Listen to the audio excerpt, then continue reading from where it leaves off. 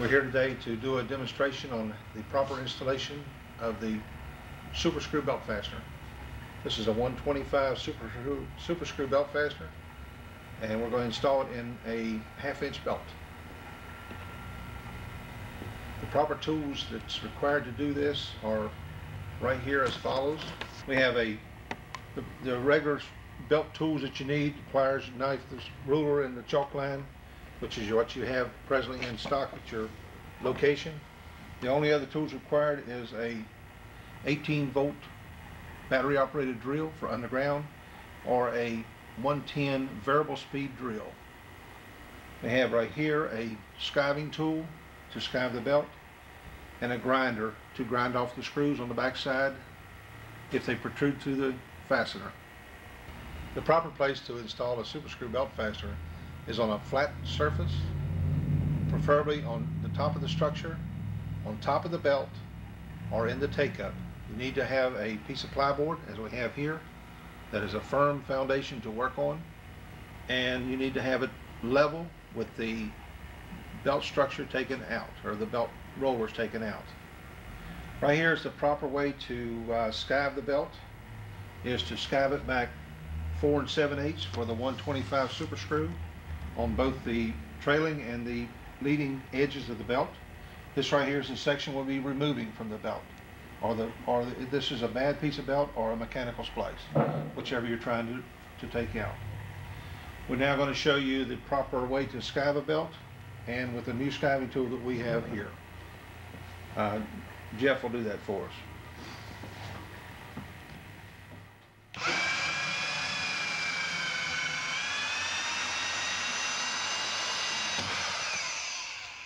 It's very important when you cut your 1-inch strips here to get back to your 4 7/8.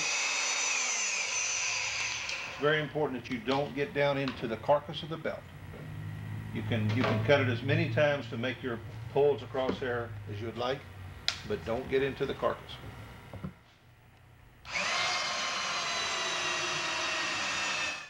What we're doing here is we're getting ready to install the belt fastener into the belt. Jeff is opening up the mouth of the fastener so it'll slide back in easier without catching on the bottom lugs, and sort of just making it a whole lot more supple here so it'll run better, so it'll actually go into the belt better.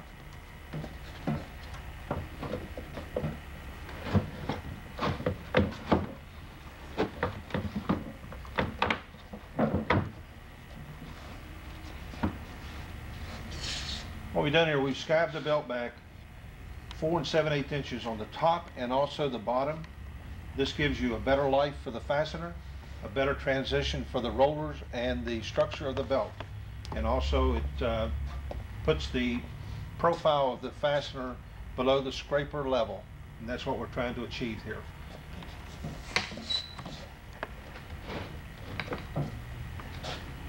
In order to start this, we start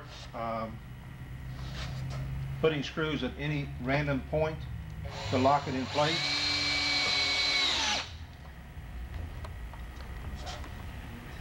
And we skip over 3 holes all the way across the belt so that it doesn't have any cold flow. If you'll notice, Jeff is right on top of the belt, screwing perpendicular to the belt so that the screws align with the lugs on the back side. These steel lugs right here are threaded, and the screw goes straight through. Right now I'm gonna hit center. Okay, after he's gone all the way across the belt, skipping 3, he goes back to the 3rd hole, all the way across the belt, and then he comes back and goes into the 2 holes.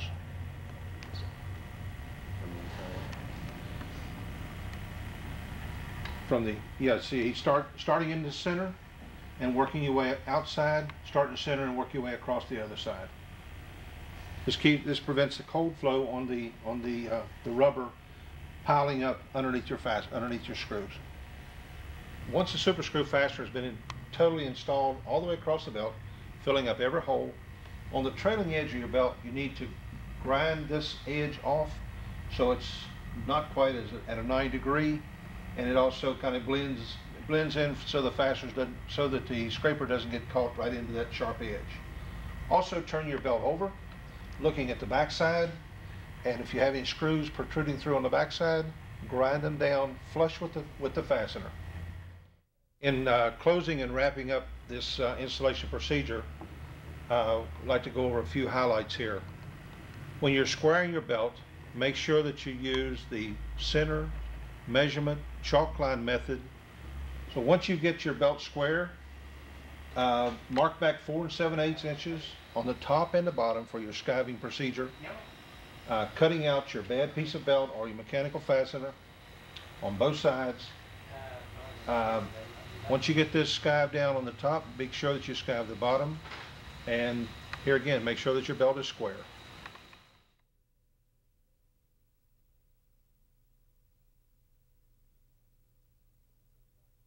Super screw splice is manufactured in Lyon, France. It's made out of rubber and textile. Has steel screws with washers on the top and steel lugs on the bottom. This is a 125-10-48. It's designed to pull 1,000 PIW, and that's pounds per inch width. We've had it running here at Elk Run for about, I guess, 5-6 months. We're here to test it today against a 48-inch vulcanized splice put in by B&J Belt Service out of Bluewell, West Virginia. It's right here on this angle, and our super screws down here. We've got 2 dozers here ready to pull it to see which one's going to do the test. And this is Scandura Mindflex 2 belt, cut down from 60 inches to 48 inches.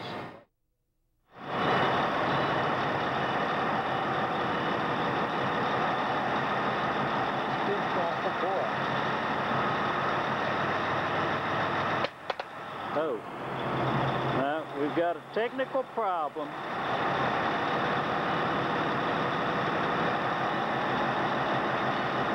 With the 6-inch channel, it's bending and pulling out.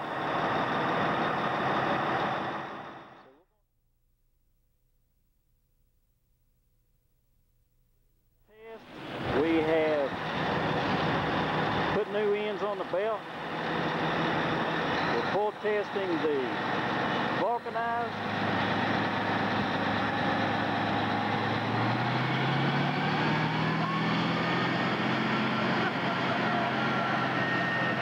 And it's pulling the dozer. We got to have another dozer operator.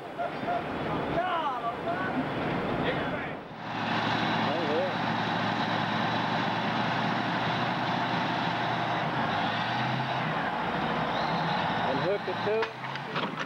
Broke the cable.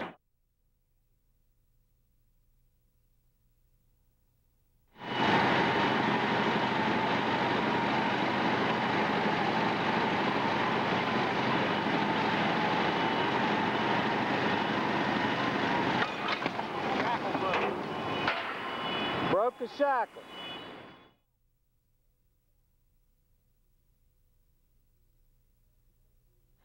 We put the 1.5-inch clevises onto the plates, hooked them onto the plates with 1.5-inch ropes. Got a D10 Caterpillar and a D9 Caterpillar. And we're going to try the pull test again with the super screw splice and the B&J vulcanized splice and a piece of 48-inch Mindflex 2 Scandura belt.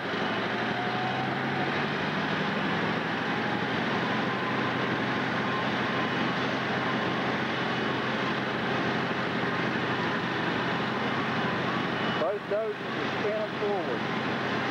D9's got a 966 hook to it also.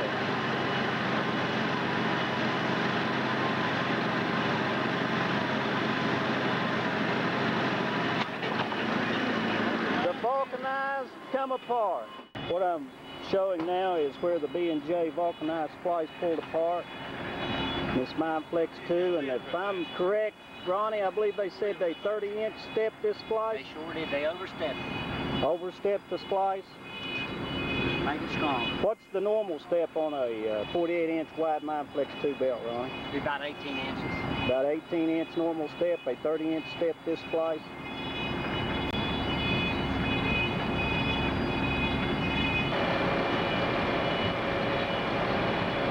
This is the other end of the splice that I'm showing here now.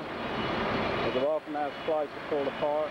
We also had a catastrophic failure. You know, it all failed at one time where the super screw was stretching, but and it would show you that it's going to break, but it showed wear before it breaks.